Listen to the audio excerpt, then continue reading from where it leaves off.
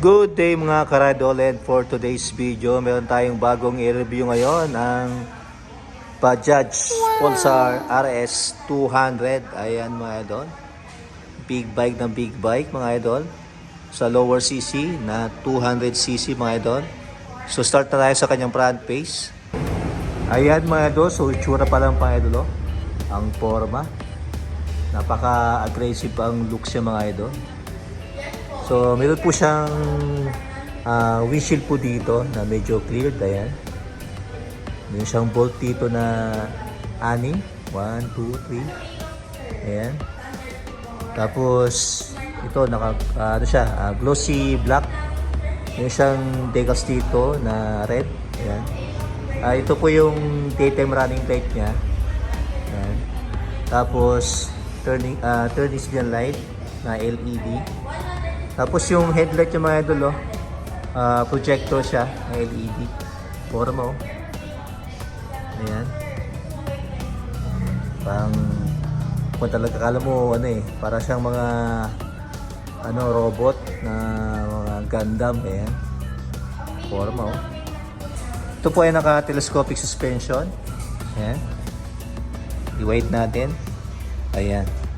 So may magandang fender na glossy black. Tapos may nakalagay dito na ABS. So dual channel po siya mga idol. Front at rear ang niya. Ang brake system niya, dual channel. Tapos check natin ang kanyang gulong.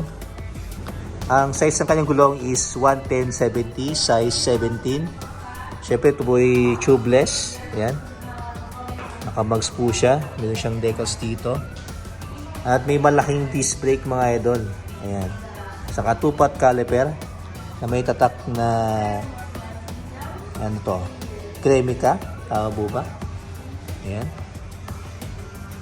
At sa side naman niya, ayan, may makikita ang decals dito na red. Ayan. May siya mang style po dito. Para siyang ventilation niya. Ayan. Naka-aerodynamic. May siyang pattern dito mga idol. Akala mo carbon. Ayan. Sa bandang baba, ayan, may makikita na race sport. Decals to mga idol, decals. Ayan. Metallic gray. Spirit dito na faded. Tapos yung undercowl niya na color red. Tapos, ayan, meron siyang decals dito. Yung logo ng Bajaj. Sa part dito naman mga idol, ayan, may pattern pa rin. Hindi naman siya wrap. Na siya, matte black. Ayan. Tapos dito yung pinaka-chassis niya na metallic gray. Tapos may rubber dito. Ayan. Ito pala mga idol, meron siyang rubber dito. Ayan. Pag umupo ka dito, hindi masakit sa may bandang unahan mo. Ayan, may rubber siya dito. Ito ulit, meron siyang screen. Ayan, para yun dun sa kabila. Ayan. Siyempre, ito yung kanyang brake pedal sa likuran. Ayan, may rubber dito sa kanyang Ayan, footrest. Ayan. Tapos yung tambucho yung mga idol, napakaliit lang. Isa't kalahating tangkal lang mga idol. Ayan. Forma Ayan. Exhaust pipe niya. Tapos, syempre ito po yung naka-monoshock mga idol. Sa side naman dito, mayroon pa rin decals na ayan, RS. Tapos yung red na faded. Tapos dito naman tayo sa kanyang swing arm. Napaka-forma mga idol. Mayroong malit dito na tire hugger, pero dito sa kabila mayroong mahaba na tire hugger. Ayan. Ayan. Tapos ang size ng kanyang gulong sa likuran is 140/70, size 17. Tubeless, naka-mags po siya na forma. Naka-disc brake din. May siyang single pot caliper.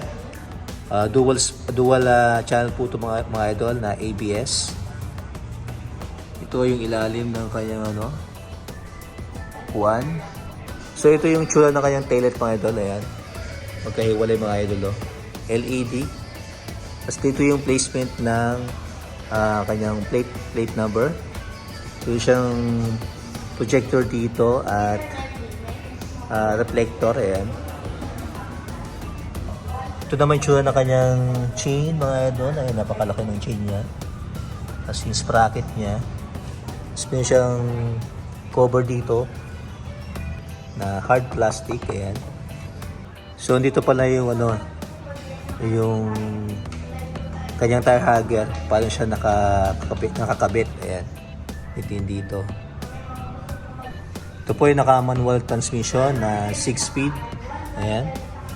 Mayroon siyang side stand. So wala siyang center stand mga idol. Ayan, kanyang crankcase. At sa upo naman tayo. Ayan. Magkahiwalay. Ito yung upo niya mga idol. Sakto lang yung lambot niya. Ayan. Kakaiba yung style ng kanyang upuan. At meron siyang hawakan dito. Sa back ride mo. Ayan, OBR. Ayan. At ito naman yung tsura ng kanyang tangke mga idol. Yung nakalagay na ayan, Pulsar. Ayan. Ayan, fuel tank capacity na 13 liters. Ito naman ang kanyang meter panel na digital. Ayan mga idol. At meron siyang pattern dito na carbon sa paligid niya. Meron siyang mga button dito. Tapos pinakalagay na Bajaj. Tapos sa left side niya, meron siyang USB charger. Ayan, port. Ayan. Ang kanyang ignition. Tapos sa side naman, sa left side, yung clutch lever niya. Meron siyang passing mga idol. At dito na rin yung kanyang high beam and low beam. Ayan. Tapos meron siyang button dito. Siguro para sa menu. Sa settings. Tapos left and right turning switch. At kanyang busina. At sa right side naman, ang kanyang clutch, brake lever. Ayan. Tapos meron siyang kill switch. Siyempre. Ayan. At ang kanyang electric starter. At may mapormang side mirror mga idol. At mga idol, ito yung itsura niya kapag naka-open. Ayan. At saka nakasindi. Ito yung meter panel niya. Digital meter panel na napakaganda. Kompleto mga idol. Ayan. Ayan, guwapo. Tignan natin yung kanyang ayun, may passing po siya. Tignan natin yung passing niya. Ayun. Ayun. Tapos tsura niya. Ayan.